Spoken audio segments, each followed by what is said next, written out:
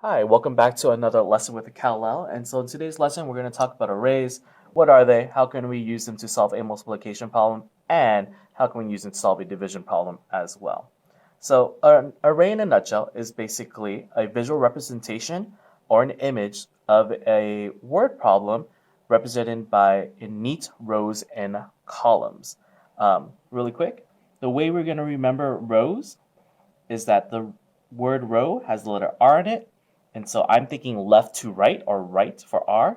And so I know rows go like this.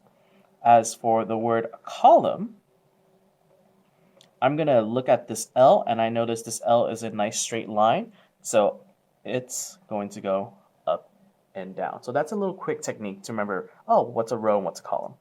So here I have this picture. As you can see, I'm using circles because circles are nice and easy for me to draw.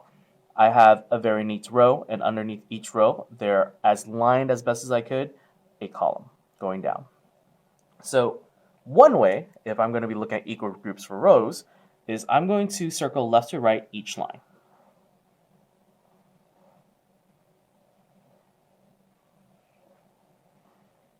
So when I see this, I see that I have 1, 2, 3, 4 equal groups.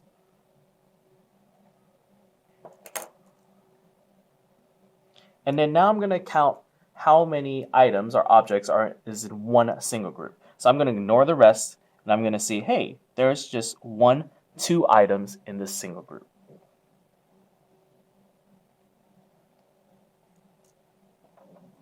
And then I'm going to figure out the total or the product by seeing how many objects are there in all.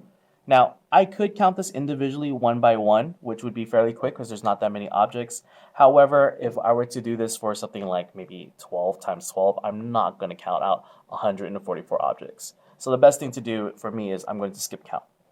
2, 4, 6, 8. So I know there are a total or a product of 8. Now, I can do the same exact thing except for columns. So I'm going to give you the exact same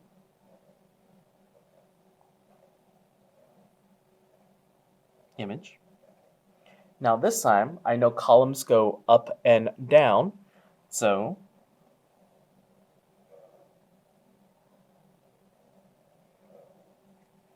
there are my equal groups. This time, I see I have 2 equal groups, so I'm going to do 2. Once again, I'm going to see how many is in one individual group. I have 1, 2, 3, 4. And then if I were to skip count, I have 4, 8. So that's a way to represent a multiplication sentence with an array. But what if I wanted to do the inverse of multiplication, which is division? How would I do that? So let's just pretend I have a quick array.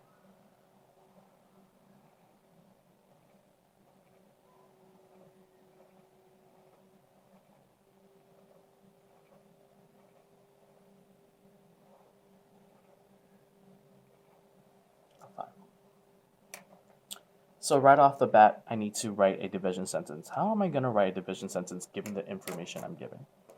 Well, right off the bat, I need to figure out the total first. I can see that I have 1, 2, 3, 4, 5 in this first row, and because I know it's an array, I know that every single row afterwards is going to be 5 as well. So I'm going to skip count. 5, 10, 15.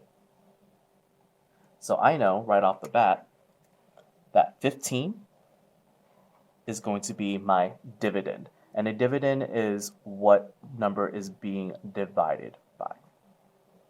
Now, I need to figure out how many groups. I'm going to stick with my rows.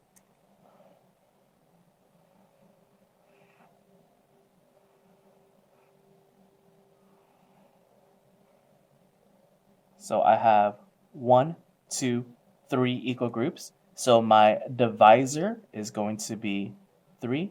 So the divisor is what is doing the dividing. And finally, my quotient, which is the answer to a division problem, is going to be how many do I have in one group. So I have 1, 2, 3, 4, 5. So my quotient is going to be 5. So that's it for today's lesson. Hopefully this helps you review your math and gives you a better understanding of how we can use arrays to solve division problems and multiplication problems. Have a wonderful day.